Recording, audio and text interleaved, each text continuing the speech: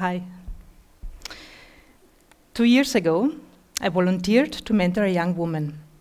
And in that mentoring program, there was a roadmap which stated that the mentee should set a SMART goal for her career.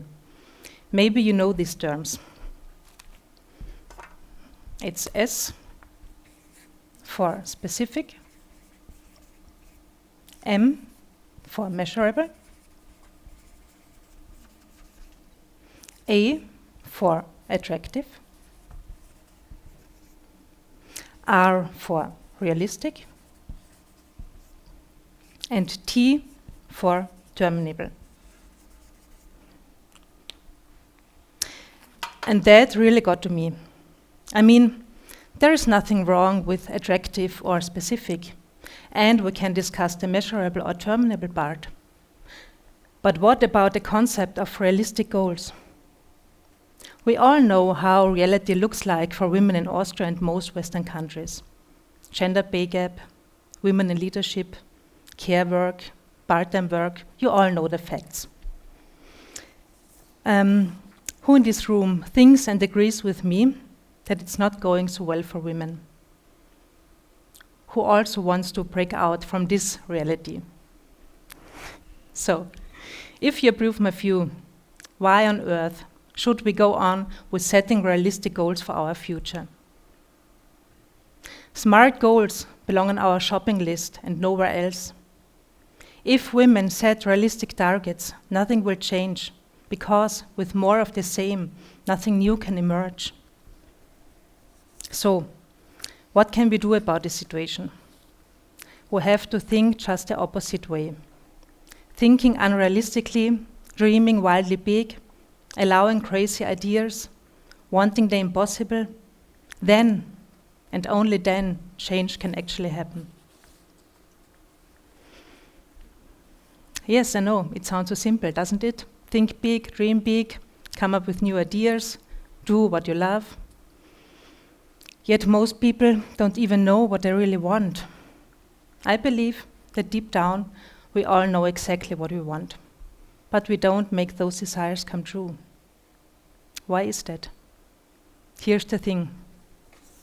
When I decided to apply for this TEDx talk, it was a huge challenge for me because I've always been anxious in talking in front of a big audience, and it was way out of my comfort zone. I also thought the talk would be held in German. Anyway, I submitted my application, and a few days later I got a response that they liked my topic, and I have to give the talk in English. I told a friend that I could not participate in the TEDx event because I would have to prepare my talk in English, and 2 months ago my English was really bad. And she said, well, there's nothing you can do about it. And I said, yeah, what a pity. And to be honest, I felt a little relief. Fortunately, I had a flash of inspiration when thinking about the title of my talk, Stop Being Realistic. So I used my new friend Diepel.com to translate my German application, booked a few private tutoring sessions, English sessions, did a lot of EFT tapping for my fear, you know that, it's great, and here I am. Did you notice my first reaction to preparing this talk in English, even though I consciously set big goals for my career and my life? I support women in finding their very own life vision. I encourage them to be daring and to think big. My first thought was, English? That's not possible for me. And this way of thinking is so burned in our collective memory because as young children, girls learn to be adjusted, to always act nicely, to stay within the bounds of possibility, to think reasonable, to have realistic wishes. I have never been a rebel. I was an average girl trying to be just like everyone else. All I wanted was to measure up, to belong and to fit in. And there was this girl in kindergarten. I can't remember her name, but I know exactly what she looked like. Blue eyes, blonde hair, and a sturdy build.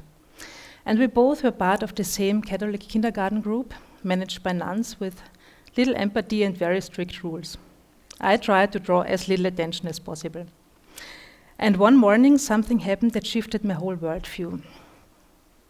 I was playing in the dolls area, listening to the nuns scolding this blonde girl, And I don't know what they were discussing, but the girl's reaction left a strong impression on me. She looked the nun, called Johanna into the eye and said, "I'm done, I'm going home." And she really went into the wardrobe, sat down calmly, took off her slippers and put on her outer shoes. And the nuns started to get nervous because they didn't know how to deal with rebelliousness. They tried to calm down the girl and convince her to go back to the other children. That was a very exciting change of tone. The other kids and I just stood there and watched this spectacle open-mouthed. And for me, a completely new world had opened up, and my head started to spinning. One can decide to leave kindergarten? How brave she was, and how crazy. And I came to a fatal conclusion. She can, but I can't. And this conclusion was something that stayed with me and became a truth for nearly 4 decades. And as a result, I missed out on many opportunities, privately and professionally. She can, but I can't. And I know that I'm not the only one thinking that way. Many women I work with share beliefs like, I have only little chances in life, my possibilities are limited, and even if it's possible, it's not meant for me. And we see these role models who set the tone in the working world in magazines and on LinkedIn, extroverted women with a confident attitude and lots of knowledge, the ones who are able to get what they want, the ones who are able to juggle their life with kids and a successful career. And again, we are thinking, she can, but I can't. And this would be the misconception, this unfortunate way of thinking. We tell ourselves that these women are unlike us, and only with the same experiences, chances, educations, looks, could we do the same. But sadly, I don't. I'm not extroverted, I'm not loud. I'm not determined, you name it. She can, but I can't. This is the biggest lie we tell ourselves, because these women are just like everyone else. They simply do one thing differently. They don't let their fear stop them. That's a problem, why so many of us don't set big goals. They put way too much significance into this scared little voice which wants to keep us in our comfort zone, where it is safe and where we know our way.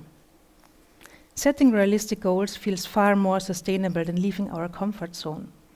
No rude awakening here. But realistic goals don't feel comfortable at all. You know that. They feel restrictive, unsatisfactory, boring and exhausting, and they don't get us anywhere, and they don't change anything. Maybe you know Elizabeth Gilbert, she's a best-selling author, and she says, she's a best-selling author, "I'm still anxious of writing a new book, of not being good enough and that I will fail. And I know I must deal with fear if I want to write. So, I imagine myself sitting behind the steering wheel of my car, and fear is allowed to come along, but fastened up on the back seat. And fear may talk, but that's it. It cannot make any decisions. It can neither define the destination, nor can it set the route or the speed.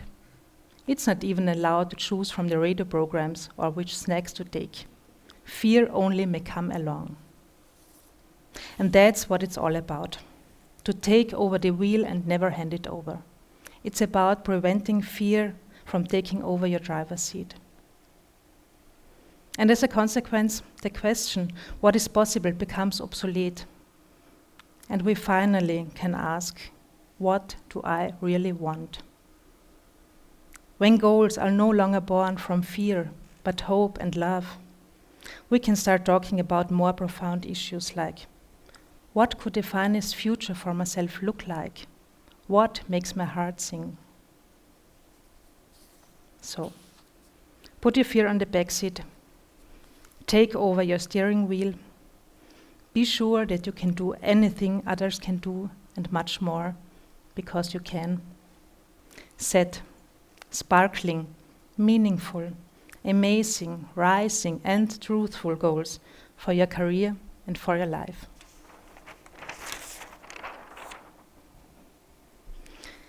Let us change our reality together. Thank you. Thank you.